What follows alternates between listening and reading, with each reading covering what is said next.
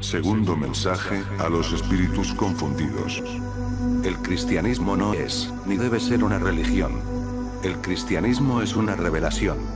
Es la revelación de la ley cósmica que rige en todos los procesos físicos y químicos del universo. Como todos sabemos, el postulado central de esta revelación cristiana es el amor honesto y desinteresado entre los seres humanos.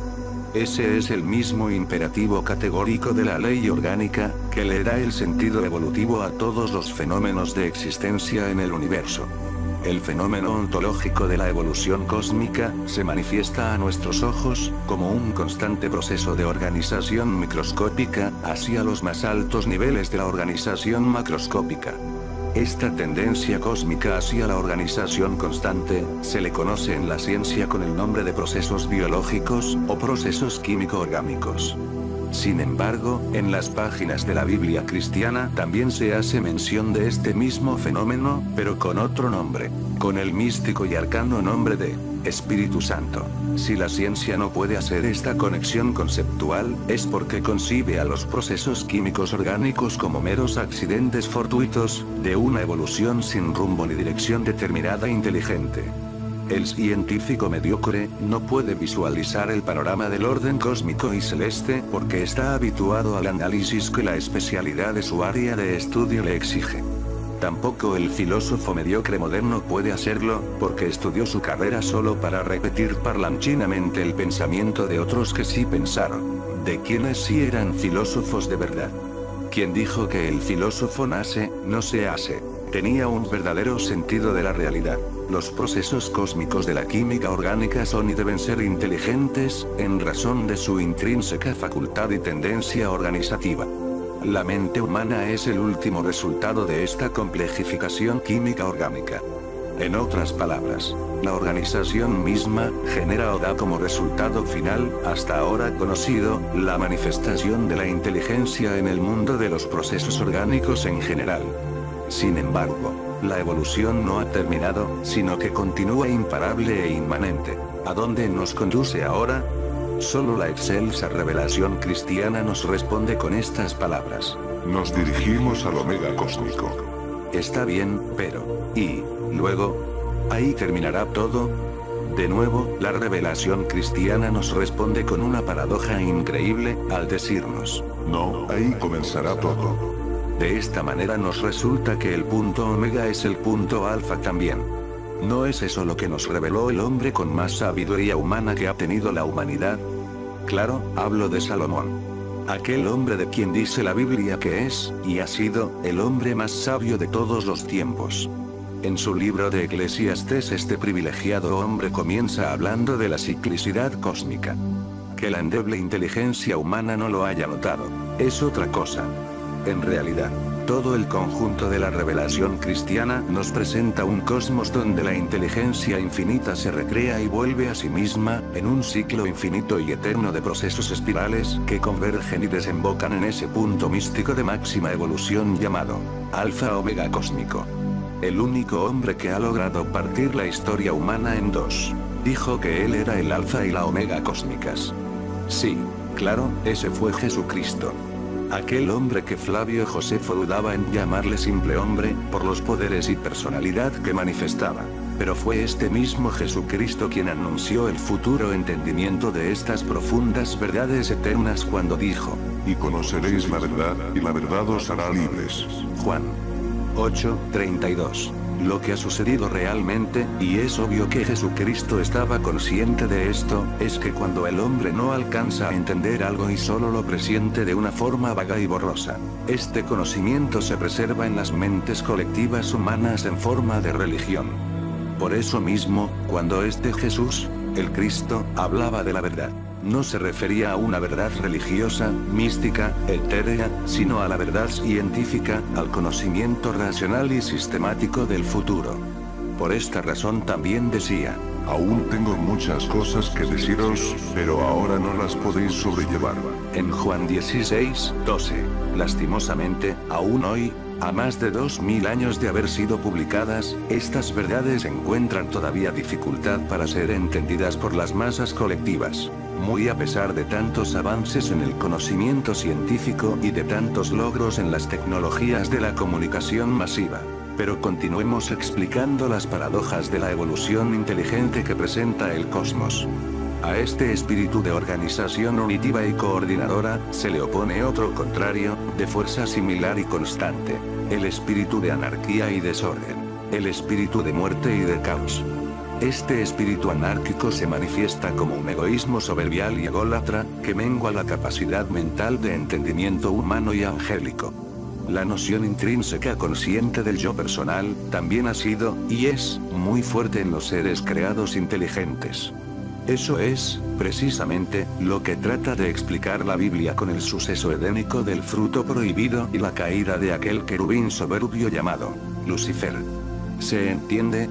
Todos los seres conscientes, humanos y angélicos, fuimos creados con la capacidad electiva de decidir entre nuestra propia luz natural intelectual, y esa otra luz de la guianza y sabiduría espiritual y eterna que se llama Espíritu Santo en la Biblia y procesos bioquímicos en la ciencia. Antes del error existencial edénico, se dio un error existencial celeste. Por eso la Biblia registra 2 grandes expulsiones y 2 colosales y trascendentes caídas que afectaron, de forma temporal, toda la trama evolutiva universal. La primera celeste, en el caso angélico. La segunda paradisíaca, en el caso humano. El fenómeno de la gracia divina bíblica, tan mal entendida hasta ahora, se da cuando el amor se encarna para rescatarse a sí mismo, es decir, para rescatarnos de este terrible error, o bache evolutivo existencial. Pero es esta intervención la que garantiza el triunfo del bien sobre el mal, de la vida sobre la muerte y del orden sobre el caos. Es aquí donde comienzan a darse las paradojas evolutivas espirituales que narra la Biblia y que ni ángeles ni humanos entienden. Esta intervención inteligente es completamente legal porque se trata, precisamente, de rescatarse a sí misma. Eso es el sentido de lo que Jesús dijo en Juan 14:3. Y si me fuere y os prepararé lugar, vendré otra vez, y os tomaré a mí mismo, para que donde yo estoy, vosotros también estéis. ¿Por qué es tan difícil de entender que los estadios más elevados del desarrollo inteligente son el amor y la misericordia, y no el racionalismo lógico y matemático, del que cualquier computadora moderna es capaz? Por principio de cuentas, no es la razón pura la que redime al hombre y al ángel de ese estado erróneo existencial al que se le llama pecado en las páginas bíblicas. Es la nobleza, la sensibilidad y la capacidad de reaccionar al dolor ajeno, los factores cualitativos que cuentan a la hora de la aprobación evolutiva, natural y divina. Por eso esa inteligencia eterna, a quien llamamos Dios, busca corazones sensibles más que cerebros privilegiados. Busca nobleza y heroicidad, más que el frío racionalismo intelectual y matemático. Tocamos aquí, la parte más ininteligible de los procesos cósmicos divinos, tanto para los hombres como para los ángeles. También esta es la razón de que la cualidad más grande que se atribuye al Dios de la Biblia, no sea su inteligencia o sabiduría, sino su amor y su misericordia. En otras palabras, no es la inteligencia la que nos hace más o menos cercanos y semejantes a Dios, sino el amor y la capacidad de sentir misericordia. ¿Acaso no es esto lo que dice el apóstol Juan, en su primera epístola, capítulo 4 y versos 7 al 8? Todo aquel que ama, es nacido de Dios, y conoce a Dios. El que no ama, no ha conocido a Dios, porque Dios es amor. ¿Acaso no es eso lo que daba a entender el Maestro de Maestros cuando dijo: En esto conocerán todos que sois mis discípulos, si tuviereis amor los unos con los otros? En Juan 13:35, es este, precisamente, el cambio radical, de enfoque vivencial, que al humano común le hace nacer de nuevo a la vida espiritual del cristianismo. Más racional que esto, no puedo explicarlo. Cuando esto sucede en el ser humano, la persona empieza a creer con su corazón y ya no solo con su mente, como lo dice Romanos 10:10. Este suceso es lo que le imprime un cambio tan repentino y dramático a las vidas de los recién convertidos, o nacidos de nuevo, y esa es, también, otra parte muy difícil de comprender para el incrédulo común, habituado al frío racionalismo del intelecto. Esto le vuela las tapas a cualquier cerebro, por muy ilustrado y culto que sea. como fue el caso del Nicodemo bíblico, el cual no entendía ni jota de lo que Jesús explicaba. Pero, por la otra parte, también el creyente o convertido ha fallado en asimilar intelectualmente esta experiencia suya, al no relacionar este fenómeno espiritual con los eventos naturales evolutivos que representa su nueva naturaleza vivencial y convierte en religión lo que no acaba de entender. Por eso esta revelación de la verdad cósmica terminó siendo lo que no es, una religión más. ¿Por qué la humanidad ha tardado tanto tiempo en comprender los factores antagónicos y bipolares que le imprimen todo su carácter orgánico a la evolución cósmica? ¿Cuántos siglos o milenios más se necesitan para que la conciencia del hombre sea capaz de distinguir verdaderamente entre el bien y el mal? Porque, a 2000 años de haber sido promulgada esta doctrina básica y cósmica, aún hoy, somos incapaces de procesar intelectual y científicamente estos postulados eternos evolutivos. Yo no entendía lo que significa una voz en el desierto, hasta que me encuentro a mí mismo, dando gritos cibernéticos e internautas a las masas indolentes, abúlicas, apáticas y cerradas de ambos lados y fronteras del fenómeno palingenésico, el mundo cristiano espiritual y el mundo científico intelectual. Creí estar lo suficientemente preparado para dar este mensaje tan abstracto y me doy cuenta, con tristeza, que es como gritar en el desierto. Nadie entiende estos mensajes. Probaré, pues, con otro tipo de lenguaje y con otros métodos retóricos para hacerme entender. En este punto, cambio mi método oratorio y literario para decirles: escucha, humano de mente obtusa y adormecida. Tu creador no quiere que seas religioso y fanático para siempre. Él anhela y quiere ser entendido por ti. Él quiere que te gradúes ya, y no que seas un estudiante empedernido para siempre, eterno aprendiz que nunca entiende su lección. Sísifo necio que nunca termina de rodar la piedra cuesta arriba, por la pendiente obtusa de su ignorancia. ¿Aún no puedes entender que las leyes que te dictó son las mismas que rigen en todo el universo físico? Escuchen bien también ustedes, ángeles tontos que siguieron la estupidez cósmica de Lucifer. ¿Hasta cuándo serán capaces de entender la ley orgánica del cosmos? ¿Aún no pueden desprenderse de su asqueroso ego bestial, después de tanto tiempo de haber trascendido la materia? Sí, lo admito, estoy enojado con las criaturas de Dios que no han sido capaces de integrarse al devenir eterno del destino cósmico inmanente. ¿De qué le han servido al ser humano todos sus múltiples descubrimientos del mundo externo, si no puede entender ni una jota de su mundo interno anímico? ¿De qué les sirvió a esos ángeles torpes y caídos trascender el mundo físico, si vuelven como el perro a su vómito? No piensen que es este torpe e ignorante ser humano quien les habla ahora, sino que es aquel espíritu que vaticinó José Vasconcelos, en aquella frase que mandó grabar en piedra, al frente y en el escudo de la máxima casa de estudios mexicana. Es este espíritu, por medio de un representante de esta raza, quien ahora les echa en cara su endémica falta de entendimiento a los hombres y a los ángeles. Entidades ególatras que han hundido a México y al mundo en una barbarie canibalesca. Escúchenme por este medio comunicativo que aún no han requisado criminalmente. No pueden ir en contra de la ley orgánica sin la pena de ser desorganizados, destruidos y desechados como basura no reciclable. Cambien su enfoque y adhiéranse a los principios básicos de la existencia orgánica, antes de que sea demasiado tarde. El tiempo de otro gran juicio cíclico está muy cerca y aún la mente cósmica les ama para redimirles y aceptarles. Es como si Dios estuviera más interesado que ustedes mismos, en no abandonarles al basurero cósmico que ustedes se merecen por inservibles. Pruébense a ustedes mismos si son capaces de entender conceptos como el siguiente: todos los seres tienen fuerza centrípeta de forma natural. Pero esa fuerza centrípeta debe combinarse con la centrífuga, para conformar nuevos organismos de más complejidad existencial, en la escala evolutiva de los organismos. No se trata de abandonar la personalidad. Se trata de combinarla conscientemente con las otras, para generar así, el tipo de superorganismo inteligente que regirá el siguiente estadio cósmico creativo. ¿Existe alguno de ustedes que sea capaz de entender lo que acabo de decir? Me temo que no.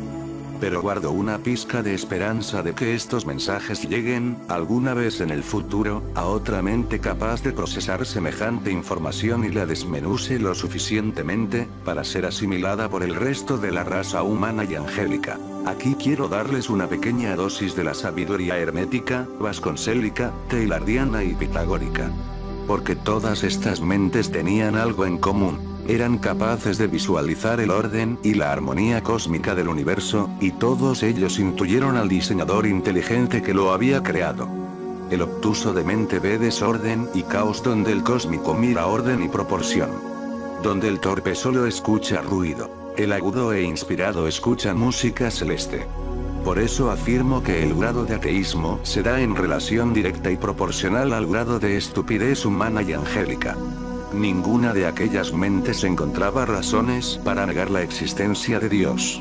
Por el contrario, la proclamaban y la predicaban. Sí, la humanidad les admira, pero no les entiende. Todos estos genios decían que el orden y la armonía divina deberían de ser acatada conscientemente por el ser inteligente. Es lamentable que ni humanos ni ángeles caídos pueden entender esto todavía. Es increíble. Hermes intuía que todo es mente inteligente por el orden rítmico, armónico, vibratorio y pendular de todos los fenómenos. Pitágoras visualizaba la medida y el número de la musicalidad celeste universal. Teilhard de Chardin y José Vasconcelos se rindieron a la evidente lógica de los postulados crísticos. Y son contados con los dedos de la mano, los cerebros capaces de visualizar la firma delatadora de la inteligencia cósmica, en todos los eventos de carácter orgánico. Sí, señores pensantes, existe un ego eterno que crea y genera a nuestros pequeños egos. Ese yo soy cósmico es el generador y sustentador de nuestro subjetivo yo individual. Paradójicamente, nadie ha entendido de que eso es todo de lo que se habla en esa mística tabla esmeralda de Hermes Trismegisto. Si Hermes y Pitágoras hubieran tenido acceso al conocimiento revelado de Jesucristo, hubieran sido otro José Vasconcelos u otro Teilhard de Chardin. ¿Por qué? Porque después de Jesucristo, ya no hay nada más trascendente por develar o descubrir. En Jesucristo se encierra toda la verdad cósmica, científica y racional del universo. Quienes se niegan a reconocerlo, solo andan dando vanas vueltas en el desierto de su necia ignorancia voluntaria. Yo les volvería a hacer el mismo reclamo del maestro de maestros. Haced el árbol bueno y su fruto bueno, haced el árbol malo y su fruto malo, porque por el fruto se conoce el árbol.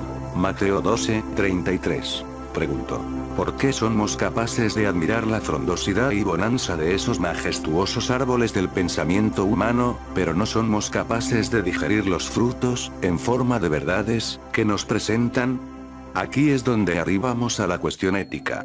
El mero conocimiento intelectual de la ética no nos hace éticos, como tampoco el mero conocimiento de la santidad nos hace santos. Esa es una de las falacias más sutiles y peligrosas de la mentira humanista. Es mentira que el solo conocimiento del bien y del mal nos haga semejantes a Dios. Si esto fuera cierto, el mismo Dios se encargaría de invitarnos a comer de semejante fruto. El más grande anhelo de Dios, para el ser humano, es que éste llegue a ser como Él. El plan cósmico divino es que, la hoy humanidad, llegue a regir el universo como pueblo de reyes y sacerdotes. No es que Dios no aprecie el raciocinio, la sabiduría y la inteligencia individual. Lo que sucede es que estas facultades deben estar sujetas a los parámetros que marcan el amor y la misericordia que rigen al universo evolutivo total. ¿Cómo es posible aplicar estos principios en un mundo lleno de mezquinos y violentos? Muy cierto. En el grado tan pésimo de la moral actual moderna, estos principios altruistas, simplemente, no funcionarían. La verdadera solución se encuentra en dar marcha atrás a la barbarie que ha provocado la educación masiva del egocentrismo humanista, con que nos ha contaminado el consumismo comercial irresponsable. Se nos ha programado, por medio de esta publicidad retrógrada, para ser egoístas, misántropos y consumistas, todo por la irresponsabilidad de quienes sustentan el poder económico y político, con sus intereses mezquinos y míopes. Es hora de mirar más allá de nuestras narices de interés comercial, para enfocarnos en el avance de una sociedad más humana, más justa y más habitable. En esta pequeña y frágil burbuja celeste, todos compartimos los mismos vaivenes existenciales. ¿Por qué nos empeñamos en destruir este planeta y sus habitantes de forma tan necia y salvaje? Pero regresemos a la cuestión ética. La ética tiene que ver con autocontrol, con hábitos, con entrenamiento y ejercicio de los valores morales. Pero estos valores morales tienen, a su vez, elementos ideológicos que descansan sobre postulados comprensibles y racionales en el contexto de las costumbres tradicionales o étnicas de un grupo humano social. Por eso los valores éticos varían según las culturas y tradiciones de cada nación. Sin embargo, quiero enfocarme en otro conjunto de valores morales que son universales y comunes a todas las razas y culturas. Me refiero aquí a los principios éticos y básicos de la justicia social y el aprecio por el heroísmo altruista de quienes destacan como servidores públicos de un grupo humano. En algunas sociedades, como la griega y la romana, llegaron a establecerse estos principios morales como parte integral de la educación en los futuros líderes y funcionarios públicos. De alguna manera subrepticia, estos valores han venido decayendo en la formación de nuestros actuales dirigentes políticos, hasta casi desaparecer. Las consecuencias de este descuido educativo, las estamos pagando ahora con un elevado índice de corrupción humana, a todos los niveles políticos y sociales. Algunos de estos valores éticos han sido conservados en las altas capas sociales de la educación aristócrata, pero solo en función de una explotación más eficaz en el resto de las masas embrutecidas por la falta de ellos. El resto de la masa ignorante, sigue abandonada a la suerte y merced de sus impulsos más bajos y animalescos. Estos príncipes de la alta jerarquía política y económica del mundo, no se han dado cuenta de que viajan en el mismo barco, con quienes pueden abrir un boquete en el fondo del mismo, para hundirnos a todos en el total fracaso de una civilización humana, evolutivamente reprobada. Es hora de más cordura, señores. Con el terrible cáncer del egocentrismo, la humanidad no puede sobrevivir por mucho más tiempo, so pena de una contaminación, o invasión externa de proporciones más catastróficas y fatales. Lo diré de otra manera. Estamos volviendo a repetir la historia del Noé bíblico, de la Babel soberbial, de la Sodoma lujuriosa, de la altivez atlántica y de tantas otras civilizaciones desviadas y corruptas, que han sido borradas del mapa evolutivo por los siglos y milenios del pasado. Sarcásticamente les digo, sí, sigamos creyendo que ciertos fenómenos naturales y sin inteligencia absoluta, fueron las causantes de los varios borrones y cuentas nuevas que hemos tenido en la historia humana milenial. Sigamos pensando que somos libres de corrompernos todo lo que queramos, al fin que no existen otras inteligencias superiores a nosotros, que puedan imputarnos errores evolutivos. Sigamos pensando que no existen más leyes morales universales que las que nosotros mismos nos impongamos, y sigamos disfrutando del cieno inmundo de nuestras bajas pasiones egocéntricas y bestiales. ¿Por qué somos tan infantiles para pensar que somos los únicos seres inteligentes en el vasto universo infinito? ¿Hasta cuándo dejaremos de pensar que todo gira en torno a nosotros y que nosotros no giramos en torno de algo más grande y sublime? Estamos tan infatuados que nos creemos con derechos de violar las leyes cósmicas con un racionalismo solo enfocado en conseguir las pasiones más bajas y abyectas de nuestra baja sensualidad orgánica y orgásmica. Me da tristeza reconocerlo, pero hoy tenemos jueces que no demuestran la más mínima cantidad de materia gris debajo de sus pomposos birretes emborlados, al aprobar leyes sobre el matrimonio homosexual descaradamente. Pregúntense cómo estará el resto de la humanidad en sus respectivas sociedades. Es como si estos jueces, con cerebro de corcho, pensaran que la finalidad del matrimonio solo consiste en el placer sexual, sin importar las formas más aberrantes, abyectas y enfermizas con que se consiga obtenerlo. Me pregunto, ¿cuál será nuestra siguiente muestra de modernidad social y civilizada, ¿Aprobaremos el bestialismo y la pederastía? ¿Institucionalizaremos el salvajismo y la barbarie? Sinceramente, creo que no nos falta mucho para eso. He ahí la flagrante culpabilidad del pecado humano y angélico.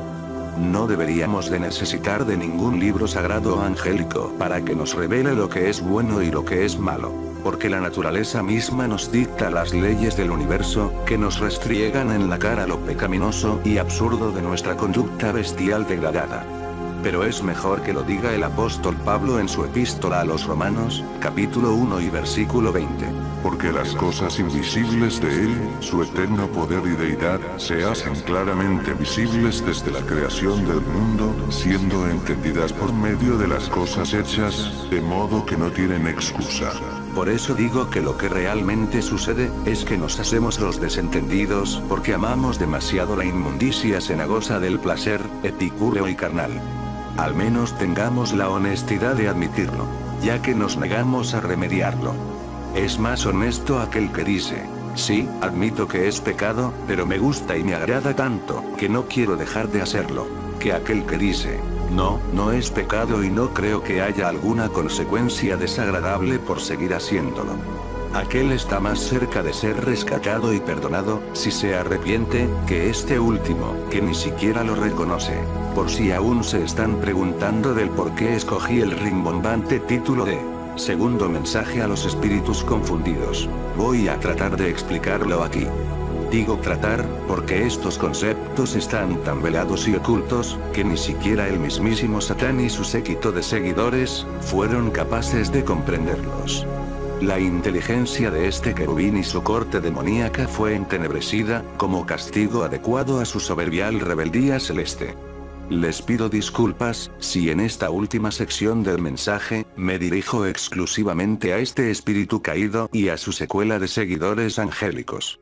Ellos tampoco han sido capaces de comprender este mensaje durante milenios. No por incapacidad propiamente dicha, sino por causa de aquel castigo y maldición divina.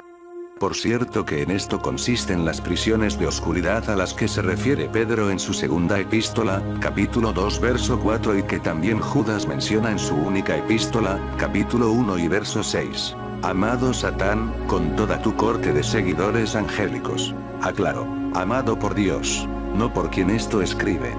Quien esto escribe se declara incapaz de sentir ese amor sublime de Dios para ti y tus seguidores. Tú mismo has sido víctima del engaño de una mente superior a la tuya.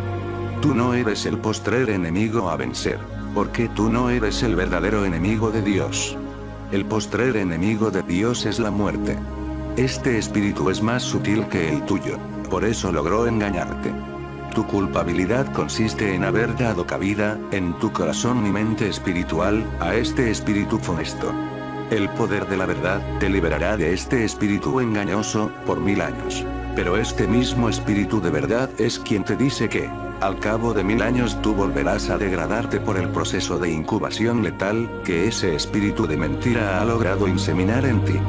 Dios te concede el enorme privilegio de servirle por 1000 años, por medio de su espíritu de verdad que te redime, solo por ese tiempo. Por su misma naturaleza, la verdad no te miente. Por esa razón se le representa como una gran cadena en el libro de las Revelaciones 20:1. La razón de representar a este sellado divino, con la negativa figura de una cadena temporal, se debe a que el proceso de tu degradación es irreversible y ya no podrás recuperar tu antigua personalidad y posición celeste. También porque, de cierta manera, tu voluntad será reducida y violentada, al no ser tú quien pide dicho sellado espiritual. Tu impotencia para evitarlo se debe a que por tus entrañas, aunque espirituales, corren aún los genes o principios originales de tu creación divina. Tú fuiste creado por, y, para la verdad, no por, y, para la mentira. Por eso la revelación divina dice que tú, el cautivador, serás cautivado con todo y tus cautivos. Eso es lo que significa realmente la cita de Revelaciones 13:10. La espada que se menciona en esa misma cita, significa que tu reino será dividido antes de caer. Sí, Lucifer, tú sentirás lo mismo que Dios sintió cuando dividiste su reino. Entiende que no puede ser menos que eso y acéptalo resignadamente. En el siguiente ciclo, de una manera que mi mente finita no alcanza a entender del todo, tu espíritu evolucionará negativamente y tú ocuparás el lugar de la muerte. Pero no creas que la muerte goza de ser quien es. Sin embargo, solo hasta ahí puedo revelarte. Sé que uno de los peores castigos para tu altivez, es la humillación que estás recibiendo ahora al ser enseñado por un torpe, ignorante como yo. Pero este torpe, ignorante hizo lo que tú no hiciste. Entregar toda su mente, todo su ser y toda su capacidad de alabanza al servicio del mismo Dios que tú te cansaste de alabar. En otras palabras, solo he sabido reconocer que no tengo luz propia, sino que es luz reflejada, de Él, y no mía. Tu magnífica luz se convirtió en oscuridad porque hiciste lo mismo que Nabucodonosor y tantos otros. No reconocer el verdadero origen de toda la luz intelectual subjetiva. Sí, te convertiste en lunático, al no reconocer que, como la luna llena, solo reflejabas una luz que no te pertenecía. Por eso, al final de este milenio sabático, serás desencadenado de nuevo para que se manifieste el ser abominable de fuego que engendraron tus entrañas y que te consumirá eternamente. Hasta aquí este mensaje a los espíritus confundidos. Hasta el próximo, si Dios quiere.